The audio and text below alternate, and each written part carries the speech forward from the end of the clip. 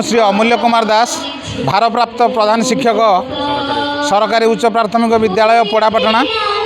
आज 15/10/2025 तारीख तरापुर क्लस्टर तरफ 14 गोटी स्कूल को लेकिन आम विद्यालय रे क्लस्टर स्तरीय शिशु महोत्सव सुरभि 2025 मेलार आयोजन करा जायछि।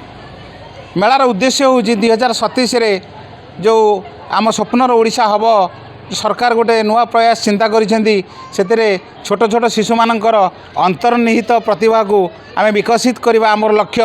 तेणु छोट छोट शिशु मानकर अंतर्निहित प्रतिभा विकसित पई ये मेलार आयोजन कराई। एठी 14टी स्कूल छात्र छात्री भाग नहीं 14टी विद्यालय समस्त शिक्षक शिक्षयित्री आमको सहयोग करिसेंती।